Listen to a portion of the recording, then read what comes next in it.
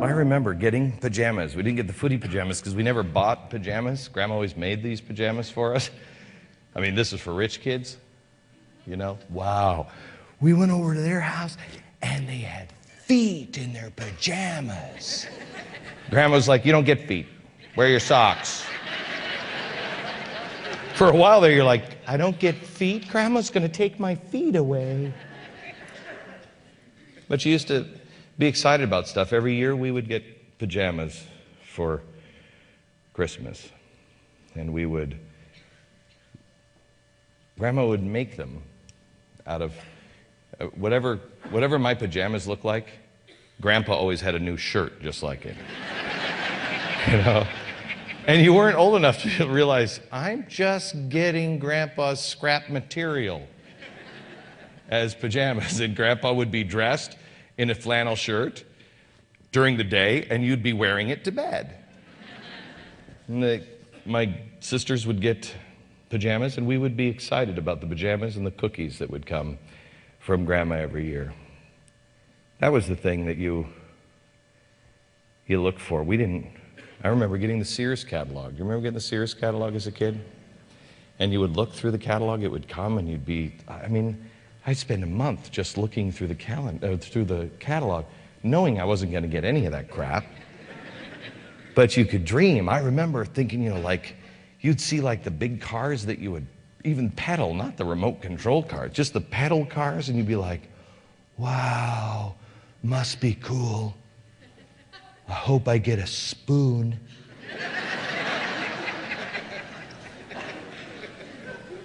And now I don't.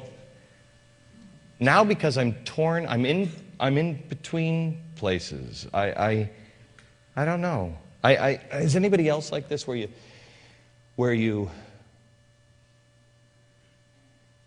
don't know where the line is sometimes? You know what I mean? I remember the year that I was really, I was at the bottom. And I couldn't afford anything that year. And all my kids wanted, my daughter, all she wanted was, remember those little figurines? This is just about 10, 15 years ago. Those little figurines, those little plastic things. You could get them at CVS, and they were the Charlie in the box, and the Santa, and Rudolph the Red-Nosed Reindeer. It was all the little figures. And I remember standing in CVS.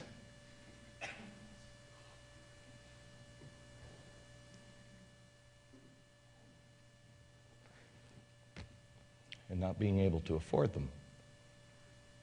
And thinking, what kind of lousy dad are you?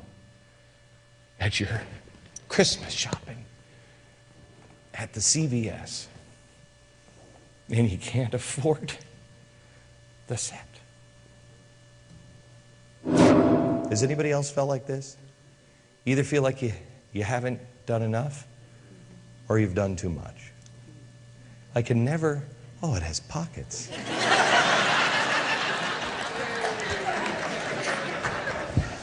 I'm suddenly at home.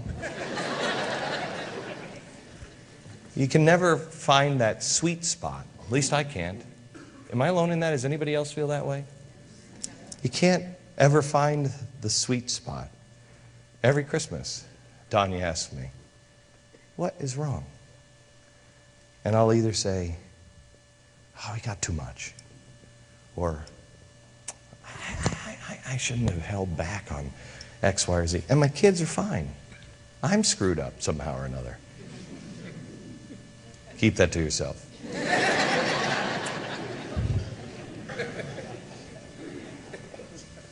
When really, the only thing that our kids really want is time. When we come back, a look at some of the people behind the miracles of Wilmington, Ohio.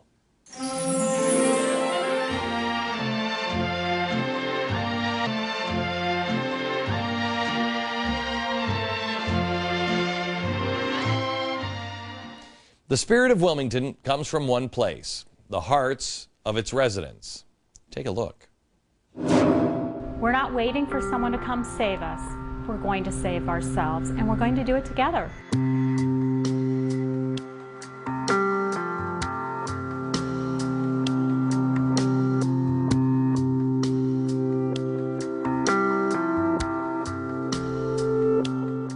We've had our confidence in our government. We've had our confidence in our jobs.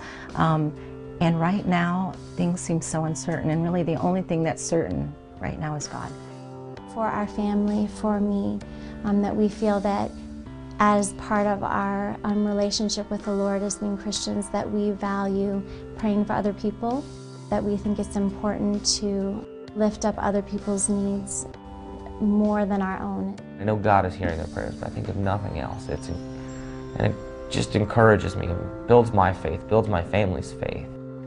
Will God not grant justice to his elect who are crying out day and night? Yes, he will. He'll do that and grant it speedily. That's why we encourage each other. It could have been great heartbreak, and in a sense it was, but heartbreak is always different when you're around people who are going to hold you up, who are going to take care of you.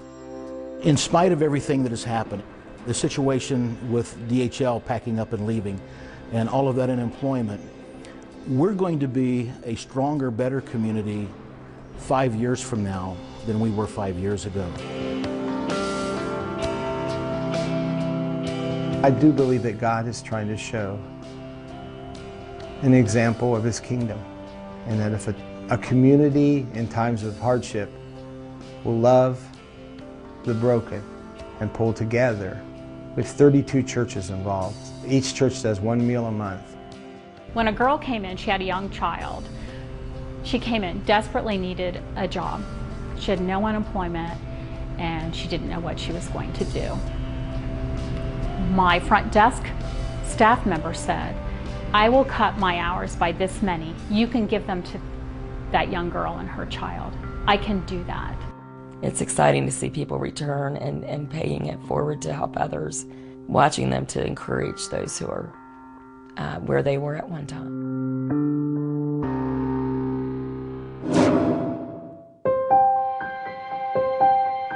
We used to have a small cabin at a lake near here. I was driving back and forth to the cabin weekly, and I'd have to go past this old building that was chained up, and it looked empty and was empty. One day I was coming through town, and the owner happened to be here, and he asked me, are you going to buy my hotel? And I said, I'd really like to, but I'm a nurse, my husband's a firefighter, we have 5 children, that probably isn't happening for me. And he said, it's okay, I'll give you a loan. And I thought, what do you mean you'll give me a loan? He goes, oh yeah, I forgot to tell you, I happen to own all these banks. And that was it. I bought the hotel that day. My wife had been a teacher for about 12 years and decided it was time to follow her dream and become a bookstore owner. So she went to American Bookseller School and got a little information on opening a bookstore, and with no more brains than that, we did it. Our little town is also not like any other little town. We still have Christmas down our main street every year. We have a corn festival in the fall for harvest, and most people here still go to church every Sunday. I have one wonderful lady who is in her late 80s, who every time she comes into a show, I always get to hear the story about, she points out this chandelier where her and her future husband sat there on their first date, and he put her arm around her. 3 years ago, if you were in Clinton County and didn't have a job, it's because you chose not to have a job. And we went from that to having the highest unemployment in the state of Ohio. Our mayor was in Germany. They were celebrating these big hubs that DHL had, and we were the United States hub, and they had invited him. The same day that he was there for that celebration is the day they said they were going to close this hub and move out. I was working at DHL. So I was at work when that announcement came out, and I can't think of a larger, a harder slap in the face than that. 8,000 jobs were lost. We're a town of only 12,000 people. So it affected every single person here. People aren't going on vacation. People aren't going out to eat. A lot of the restaurants have had a really hard time. A lot of families have lost their homes. We're going to be a stronger, better community 5 years from now than we were 5 years ago. I'm committed to that. And a lot of that is just because of the spirit of these people. We're not waiting for someone to come save us. We're going to save ourselves, and we're going to do it together.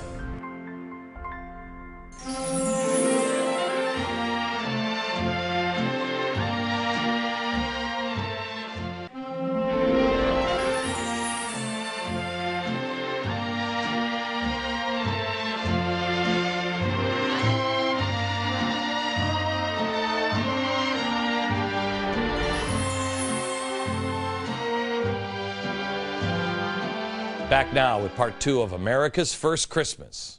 Watch. I still think it's fun to be Santa, but it's really fun to be a kid. It's really fun to be a kid. Last year, I went and we got Nerf guns for Rafi. It was the best. But going shopping with my wife, she's never been a boy. Had no idea what she's looking for. She goes around and she's looking, she's looking at these stupid Nerf guns where you put, one thing in, it's got a little suction cup on it. This'll be fun. I'm like 3 aisles down with one with the bullets that are all in the line. It's like Rambo. I come out of one aisle with like 2 Nerf guns, like. And I'm like, this is the greatest ever. And I'm standing there with those guns, and my wife comes out. Oh, no, you are not gonna do it. Don't give me it. We're not teaching our kid violence. You're standing there with a gun, Mama. Oh, I don't know. That's it. And she just.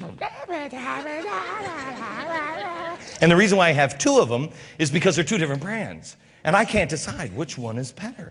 This one or this one. That we're not even considering. This one or this one. And she's still.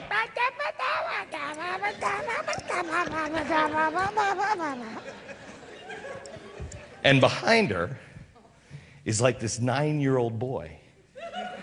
And he comes up by himself. And he's standing right behind her. And she's.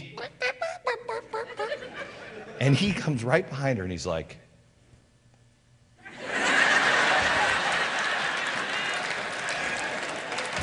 And I'm standing there with a gun and she's. I'm like. And she does this. She turns around. Are you 2 deciding which gun? And the kid looks and goes, yeah, I think that one. That one's much better. So, of course, we got that one.